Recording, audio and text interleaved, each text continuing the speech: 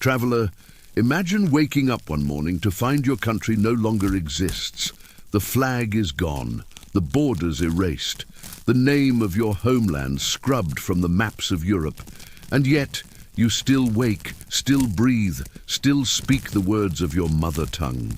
This was the reality for Poland in the late 18th century, carved apart by powerful neighbors until nothing remained on paper. But a nation does not vanish so easily. When armies occupy the streets, life retreats into basements, barns, and whispers. Poland began to live not above ground but beneath it, hidden, unseen but alive. The conquerors banned the language in schools. So lessons moved to kitchens lit by a single candle, where children recited Polish poems under the watchful eyes of parents who feared a knock on the door. Public symbols of faith and history were torn down. But in the privacy of prayer, families still sang forbidden hymns and passed on stories of kings and uprisings long past. To the outside world, Poland had disappeared. But underground, in cellars and attics, in secret meetings and hidden chapels, a second Poland endured. A Poland of memory, of resistance, of stubborn survival. Traveler, close your eyes and picture it. A child tracing letters in the dust of a barn floor, learning a language forbidden by law. A mother hiding books beneath the floorboards. A priest whispering sermons where walls are thick enough to keep out spies. It is not the Poland of banners and parades. It is the Poland of shadows and silence, fighting to keep its soul intact. And this was only the beginning. For once a nation learns to live underground, it discovers a resilience stronger than armies, stronger even than the erasure of maps. Think of the sound of a classroom, chalk on slate, children's voices reciting lessons, the steady rhythm of learning. Now imagine that sound muffled, hidden behind thick walls, carried out in whispers instead of shouts. This was the reality of Poland's underground schools. When the occupiers banned the Polish language, they believed they could erase a nation by silencing its words. They replaced lessons with foreign grammar, foreign history, foreign songs. But the people answered with quiet defiance. Teachers, stripped of their classrooms, turned kitchens and barns into academies. Parents smuggled textbooks wrapped in cloth. Children gathered at dusk, pretending to play, only to disappear into cellars where letters and numbers were written by candlelight. These were the Tajne Kompleti, secret classes. To attend them was to risk arrest. To teach them was to risk imprisonment or worse. And yet thousands participated. For education was more than knowledge. It was survival. Every poem of Mickiewicz learned by heart, every line of history retold, was an act of rebellion. Proof that Poland still breathed. Picture it, traveler, a child tracing letters on the underside of a table while guards march above in the street. A teacher whispering conjugations as though speaking forbidden prayers. Entire generations raised in secrecy, growing not in the light of official schools, but in the shadow of defiance. The underground schools were not simply places of learning, they were sanctuaries of identity. To read in Polish, to write in Polish, to dream in Polish, these were victories greater than any battle won on fields of war.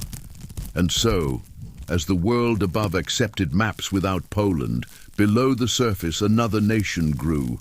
One taught in whispers, lit by candles, preserved in the minds of children who would one day carry it back into the light. Imagine a world where a book is as dangerous as a weapon, where words are hunted, where paper must be hidden, where reading itself is an act of rebellion.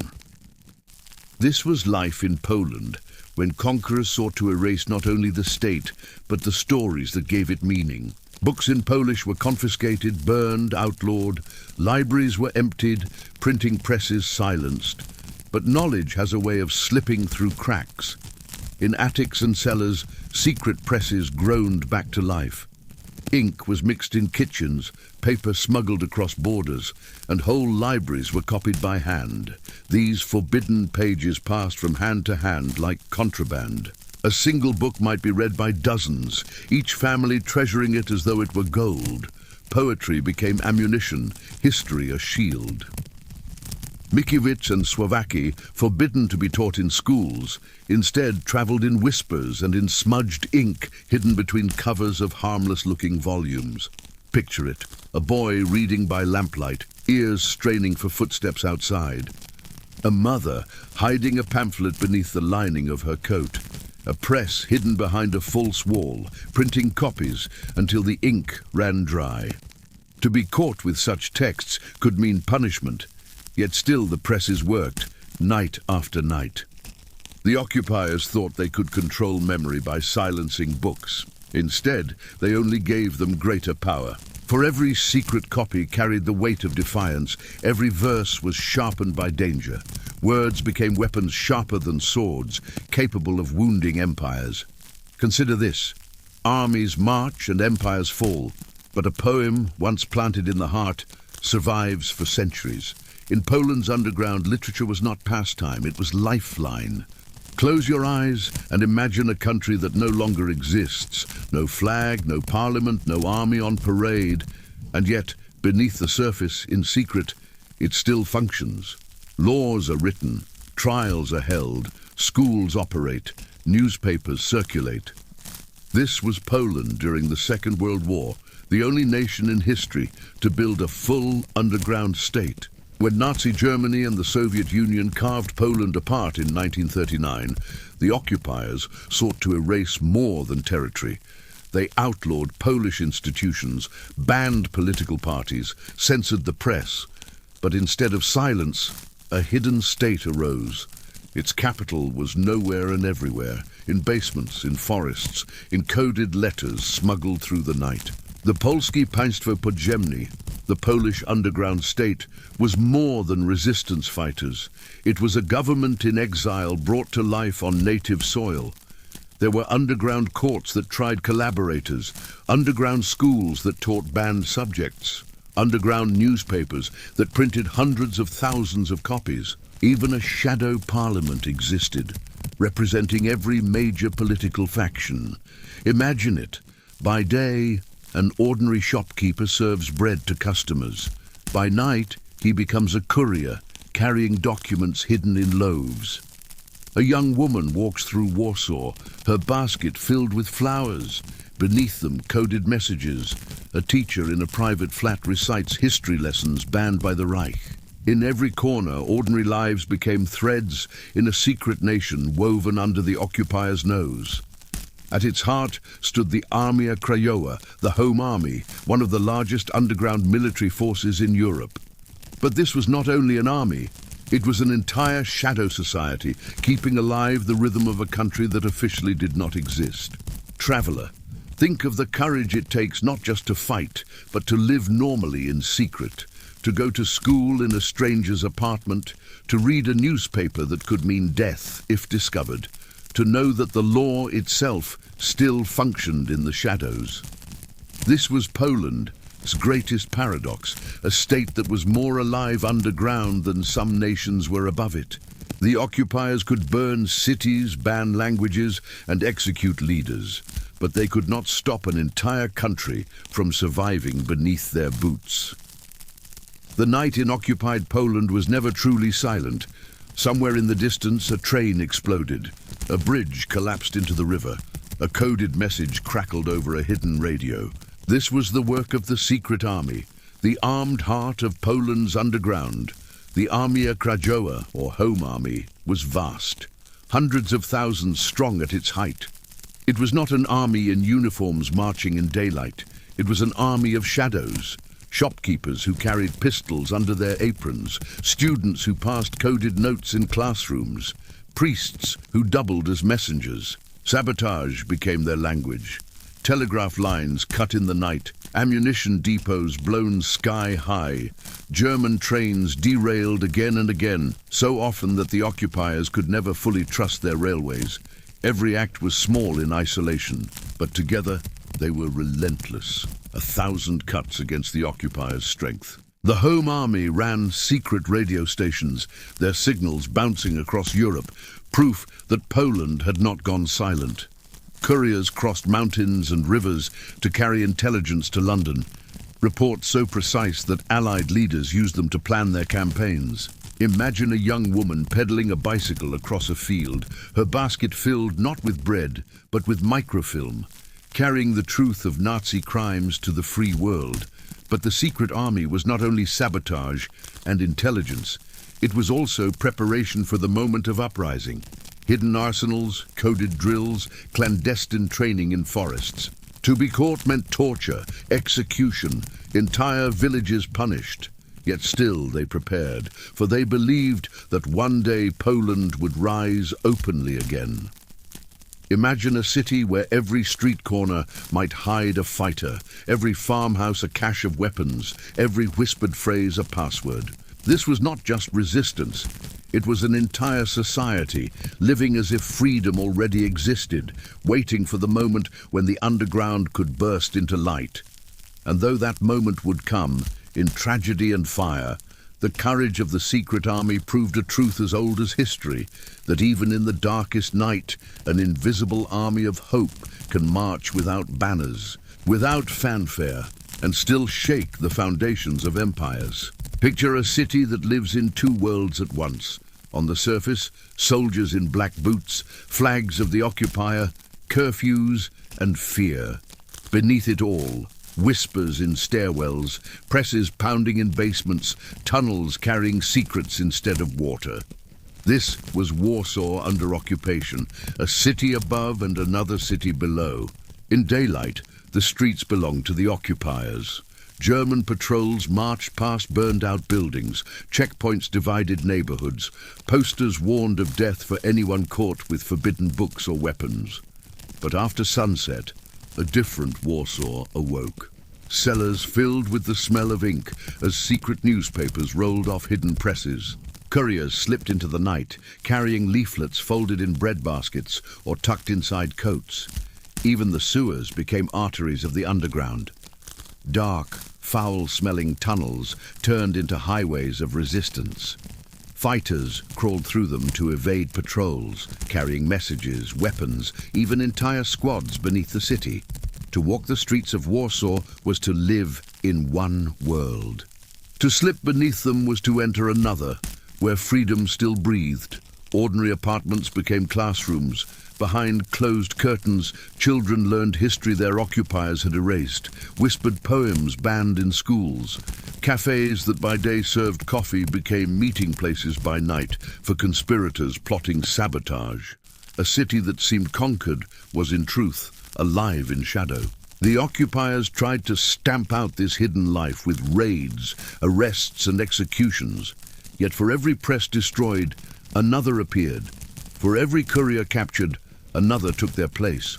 Warsaw was like a body with two hearts, one beaten down by fear, the other pumping with defiance in the dark. Traveler, imagine living in such a place, walking to the market by day as though nothing were wrong, then passing into the basement at night to deliver leaflets, to hear forbidden news, to plan for a country that officially did not exist. This dual life, half in silence, half in fire, was not just survival. It was resistance at its most human. Warsaw was a city imprisoned, yet beneath its ruins and rubble it remained unbroken. A city within a city, unseen but unyielding.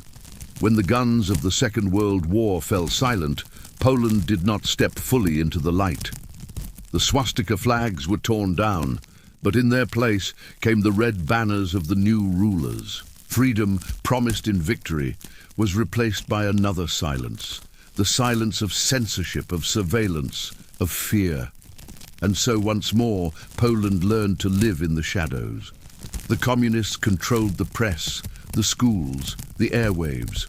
History was rewritten, inconvenient truths erased, forbidden words replaced with slogans. But just as in the partitions and the occupation, another Poland began to grow underground. There was the second circulation, the drugi obieg. Illegal printing presses churned out banned books and newspapers smuggled from cellar to cellar. Works by exiled writers, accounts of Katyn, samizdat essays, all passed hand to hand like contraband, hidden inside jackets or under loaves of bread. To read them was to breathe freely for a moment, to remember what the official story tried to suffocate. Music, too, became part of this hidden world. Songs, banned on the radio, were sung in private gatherings. Underground concerts filled apartments with the sound of rebellion disguised as art. Even theatre moved to basements, where plays whispered truths that could not be spoken aloud. And then came solidarity, a workers' movement that grew from whispers in shipyards to a roar that shook the entire Eastern Bloc. Meetings held in secret, pamphlets printed by candlelight, messages smuggled across borders. Once again, the underground was not only survival, it was the heartbeat of a nation. Traveller, imagine it, a father hiding leaflets in the lining of his coat before going to work. A mother teaching her children the real version of history at the kitchen table after the official lesson was done. A young man tuning his radio at night, searching for foreign stations that told him the truth. Life was doubled. An official mask for the outside and a hidden identity kept safe in silence. Poland lived in the open, but Poland also lived in the shadows. And it was in those shadows that freedom prepared itself to rise again. When nations are broken, when schools are censored and presses silenced, where does identity retreat? In Poland, it found shelter in the two places the occupiers and censors could never fully reach: faith and family. Churches became more than places of worship. They were fortresses of memory. Even under the eye of censors, the rituals of faith carried centuries of culture. Hymns sung in candlelit masses whispered of endurance. Sermons, carefully worded, spoke truths that could not be printed in any newspaper. The church walls held not only prayers, but history, language, and hope. At home, families became secret classrooms. Parents taught their children the stories left out of official textbooks, the poets, the uprisings, the names of kings and heroes erased from public life. Grandmothers whispered lullabies in Polish, weaving language and identity into the rhythm of everyday life. Around kitchen tables, traditions were preserved, recipes, songs, tales of ancestors. These became the hidden curriculum of the underground nation. Imagine it. A child kneeling in a small wooden church, hearing a priest speak words that carried double meanings, faith on the surface, freedom beneath. Or a family gathering where stories of long-dead heroes are told as though they were still alive, keeping history warm like an ember carried through the cold. Faith and family were not only refuges, they were fortresses. In them, the occupier could not enter, the censor could not erase, and the conqueror could not destroy. In the silence of prayer and the laughter of family meals, Poland survived. While parliaments and armies fell, the simple act of speaking a native word at a dinner table or lighting a candle in defiance kept a nation alive. For in the end, empires crumble, but the quiet rituals of home and spirit endure. What does it mean to live two lives at once? To wear one face in public and another in private? For generations of Poles, this was not a choice, it was survival. In the open, you spoke carefully, measuring every word. At school, you repeated lessons written by someone else's hand. At work, you echoed slogans you did not believe. On the surface, you lived the life of the occupier's world. But beneath, in whispers and coded glances, the real life endured. Conversations became a game of masks. You never spoke freely unless you were sure of the listener. Neighbors might be friends or informants. A careless phrase could bring disaster. So Poles developed a second language, subtle gestures, half-spoken jokes, phrases layered with hidden meaning. To understand was to belong. To miss the meaning was to reveal yourself as an outsider. Silence itself became a form of communication. A pause too long, an eyebrow raised, a glass lifted at the right moment. These carried more truth than any speech. Trust was precious, earned slowly, guarded fiercely. Within trusted circles, laughter and defiance flourished. Outside them, silence was the shield. Psychologically, it was a strange existence. To children, it meant learning early that the stories told at school were lies, and the stories whispered at home were truth. To adults, it meant living with constant tension, carrying two realities in the same heart. And yet, from this duality came resilience, the ability to endure, to adapt, to preserve an identity beneath layers of fear. Imagine the weight of that silence. Imagine carrying a secret every time you left your home. And yet, within that silence, there was strength. For silence kept memory safe. Silence kept the underground alive. The occupiers could command shouts in the streets, but the whispers in kitchens, the pauses at the dinner table, the secret words passed between generations, these built a Poland that no power could erase. Traveller, the candle has burned low, and the stories of shadows draw to a close. For centuries, Poland lived in places unseen, in whispered prayers, in hidden classrooms, in the ink of forbidden books, in the silence of people who carried two truths at once. A nation above ground could be erased from maps, but a nation underground could not be killed. Think of it, empires rose and fell, armies marched and retreated, borders shifted like sand. Yet beneath it all, Poland endured. Not in parliaments or palaces, but in kitchens, churches, forests and cellars, in the ink-stained hands of printers, in the whispered poems of children, in the quiet courage of families who passed on language, faith and memory, even when the world demanded silence. This is the paradox of the underground. What is hidden becomes unbreakable. What is silenced becomes unforgettable. The very act of living in secret gave the nation its strength. And when the time came, Poland rose again, because it had never truly vanished. Reflect on this. How many nations today exist only in memory, gone without a trace? And how rare, how remarkable is a people who carried their identity through darkness, keeping it alive in the smallest acts of defiance until the world was ready to see them again.